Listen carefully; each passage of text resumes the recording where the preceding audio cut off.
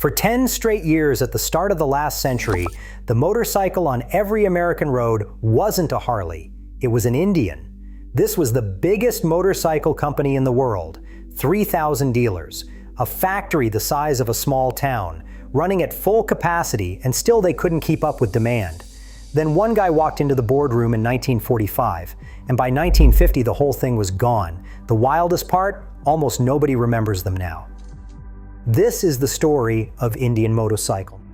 Now, if you know anything about motorcycle history, you already know Harley-Davidson. It's practically a religion at this point. Bald eagles, leather vests, the whole deal. But here is a detail the Harley marketing team would really prefer you did not think about. When William Harley and Arthur Davidson were still fiddling around in a Milwaukee shed in 1903 trying to strap a motor to a bicycle frame, the Indian Motorcycle Company had already been selling production motorcycles for 2 years, 2 whole years, and they were lapping the field. Go back to 1897, Springfield, Massachusetts. A former champion bicycle racer named George Hendy is running a bicycle factory. This man had won 302 of the 309 races he ever entered. Clean freak, obsessed with speed, and most importantly, obsessed with whatever was coming next after bicycles. In 1900, Hendy meets a Swedish-born engineer named Carl Oskar Hedström. Hedström was building small gasoline-powered pacer bikes for bicycle racing. In other words, he had figured out how to make a motor small enough to bolt onto a bicycle without blowing the rider off. Hendy takes one look, sees the future, and offers Hedström a deal on the spot. 8 months later, on June 1st, 1901, they roll their first prototype onto Cross Street in Springfield. A crowd gathers. Hedström climbs on, fires it up, and rides the machine straight up a steep hill on the first try. That was the birth of Indian. Harley-Davidson was still 2 years away from existing. From there, the numbers get a little ridiculous. By 1913, Indian was building 31,950 motorcycles a year. That's not a typo, 31,950. That made them the biggest motorcycle manufacturer on the planet. Harley, that same year, 16,000. Indian was outproducing them almost 2 to 1. The factory in Springfield had its own nickname, the Wigwam. 12 acres of floor space, 35 departments, a walking tour through the machinery that was literally 7 miles long. The building relied on these massive 20-foot tall industrial windows for light, because in 1918 the Springfield electrical grid could not handle a building that big, running on electric lamps alone. Over 3,000 employees worked there. It was the largest employer in the entire city. And Indian wasn't just winning on volume, they were winning on everything. In 1907, Indian introduced the first mass-produced American V-twin, a 42-degree, 633 cubic centimeters engine that set the template every other American motorcycle maker would follow. Smaller shops like Glenn Curtis had been hand-building V-twins a few years earlier in upstate New York, but Indian was the first company to turn the V-twin into a real volume production American motorcycle. And in 1914, Indian pulled off something genuinely wild. The Hendy Special became the first production motorcycle in history offered with an electric starter, a real 12-volt starter generator built by General Electric. The only problem was that 1914 battery technology could not actually handle it. Indian built about 200 Hendy Specials before the batteries started dying after just a few dozen starts, and the factory had to issue 3 separate recalls. First they added magnetos, then kickstarters. Then they stripped the electric starters back out entirely. Electric start would not reliably return to motorcycles until Honda and Harley both introduced it on new models in 1965. Indian got there first by 50 years, about 50 years too early. Want racing? In 1911, at the first ever Isle of Man Senior TT run on the new Snaefell Mountain course, 3 Indians finished first, second, and third. Oliver Godfrey, Charles Franklin, and Arthur Morehouse, all on 585 cubic centimeters Indian V-twins. A 1-2-3 sweep on what is still considered the hardest motorcycle course in the world. Factory rider Jake DeRosier held multiple American speed records from 1 mile all the way to 100 miles. And when DeRosier died young in 1913, the Indian factory flew its flags at half-staff and actually stopped production for 5 minutes while his funeral procession passed by the building. That's the vibe we're talking about. Think of what Ferrari means in Italy. That's what Indian meant in America. Oh, and if you've ever heard of a guy called Cannonball Baker, that's an Indian story too. In May 1914, a rider named Irwin Baker took a stock Indian Hindi special from San Diego to New York in 11 days, 12 hours, and 10 minutes. He shattered the existing transcontinental record by 9 days. 9 days. The press started calling him Cannonball because he was as fast as a cannonball in flight. The nickname stuck for the rest of his life. The New York Police Department's first motorcycle unit, the first motorcycle police unit in America, starting in 1907, used Indians. Almost every major American police department in the early 1900s bought Indians. By 1917, dealers could not keep them in stock. The Wigwam was running at full blast. Indian was exporting half its output to Europe, and Harley-Davidson was a distant second, watching everything from across Lake Michigan. And that is exactly when the first crack appeared. When America entered World War I in April of 1917, the US government came knocking on the Wigwam door. They needed motorcycles, thousands of them, for dispatch riders, military police, and supply runners. Indian did something noble and financially catastrophic at the same time. They handed over almost their entire production to the military. By most accounts, close to 50,000 motorcycles were built at razor-thin margins over the course of the war. Harley-Davidson did the math a little differently. They supplied around 20,000 bikes to the military, and they kept sending roughly half their output to their civilian dealers. Take a second and imagine you are an Indian dealer in Kansas City in 1918. You have a showroom, you have customers walking in the door with cash, you have bills, and the factory is telling you, sorry, your allocation this month is going to the Army. Meanwhile, the Harley dealer 3 blocks away is moving new bikes off the floor every week. What are you going to do? Yeah. By 1919, thousands of Indian dealers had quietly become Harley dealers. And when the war ended and Indian tried to turn the civilian tap back on, a lot of those dealers just did not turn back. In 1920, Harley-Davidson passed Indian in annual sales for the first time, 28,000 bikes. And Indian would never be number one again. Now, the wild part is that Indian didn't collapse. They kept making absolutely beautiful motorcycles for another 25 years. Charles B. Franklin, the same Irishman who finished second at the 1911 Isle of Man, designed the Indian Scout in 1920, and some lunatic in the marketing department wrote the slogan, "You can't wear out an Indian Scout." That turned out to be more or less literally true. The 1928 version, the 101 Scout, is still considered by a lot of collectors to be the best Indian ever built, full stop. In 1922, Indian launched the Chief, big, heavy, long fenders, skirted bodywork. That silhouette you picture when somebody says classic American cruiser, that was Indian, decades before anyone called it that. When the Great Depression hit, and almost every other motorcycle brand in America went bankrupt, E. Paul DuPont of the DuPont chemical family bought Indian in 1930 and kept it alive. He also brought his family paint business along for the ride, which is why Indians in the 30s came out of the factory in 24 different custom colors. Have you ever seen one of those pre-war Chiefs in deep maroon with gold pinstriping? Those exist because of DuPont paint. By 1940, Indian had clawed their way back to nearly equal sales with Harley. Then World War II came, and Indian built another 35,000 motorcycles for the United States Army and the French government. $24 million in contracts. They were profitable, they were respected, and they had survived everything history had thrown at them for 45 years. Which brings us to November 1st, 1945.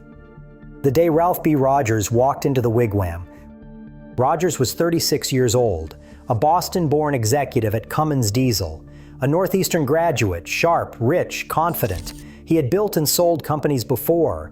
He had never ridden a motorcycle in his life. A consortium led by Rogers bought Indian from the DuPont family for about $1.5 million. Rogers walked through the Wigwam, looked at the post-war sales numbers, and had what he considered a brilliant insight. The numbers were brutal. In 1946, Americans bought 2,800 Indian Chiefs.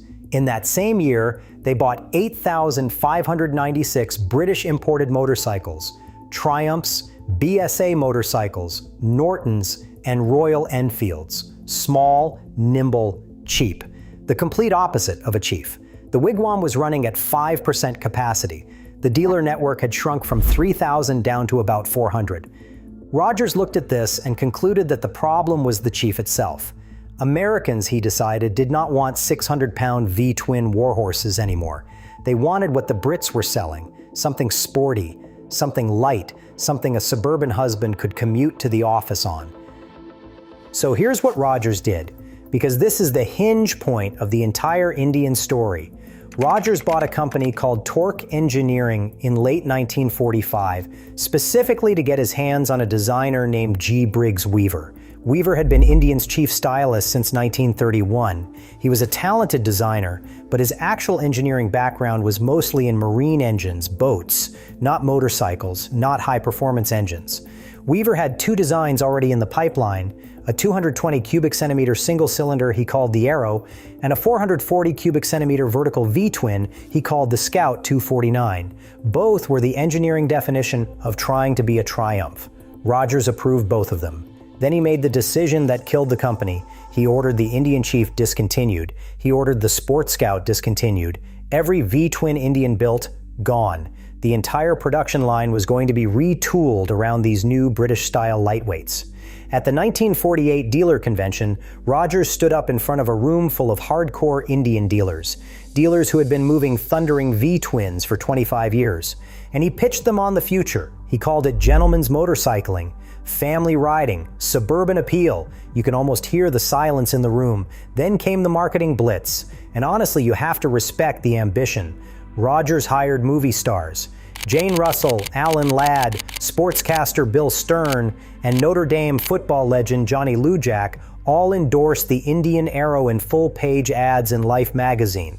Chrome, red paint, white wall tires, beautiful models, rolling down a leafy suburban driveway. The Arrow looked like the future. Weaver himself told Motorcyclist magazine in 1948 that his testers had never been able to break an Arrow, even pushed to the limit over thousands of miles. That statement hit print just weeks before the whole thing blew up. In September 1948, the first Arrows and Scout 249s started hitting dealer showrooms. They broke, often and quickly. The motorcycle historian Ed Youngblood, who later curated the American Motorcyclist Association's Century of Indian exhibit, wrote the autopsy in Cycle World magazine. Dynatorque Indians, as the new lineup was called, broke on the street as fast as dealers could sell them. Mismatched cam gears, bearings damaged during assembly, a dry sump oiling system that did not actually work, catastrophic engine failures across the whole lineup. And according to Youngblood, the Indian electrical system was somehow even worse than the legendarily unreliable Lucas Electrics on British bikes, which, if you know anything about Lucas Electrics, is a genuinely impressive achievement. Harry Sucher, who wrote the definitive Indian history The Iron Redskin, described the dealer network going to war with the factory. Ride the Arrow hard, and the main bearings broke up. The rocker arms came apart, magnetos failed, transmissions exploded. Dealers started flooding the factory with broken engines demanding warranty repairs. These were dealers whose entire customer base had been raised on the unkillable old 45-inch Sport Scout and 74-inch Chief. They could not comprehend that the Indian badge was now showing up on a motorcycle that could not make it home from the showroom. In early 1949, Rogers made what Motorcycle Classics magazine has since called another bad move. He halted all Chief production for the 1949 model year, diverting every engineer and every dollar to emergency redesigns of the broken Arrow and Scout 249. The one motorcycle Indian dealers could still actually sell was being killed in order to save the motorcycle that was killing them. Hey, if you love a good what the hell happened story like this one, hit subscribe. I cover forgotten stories like this every week. Companies you thought you knew, and the single decisions nobody talks about.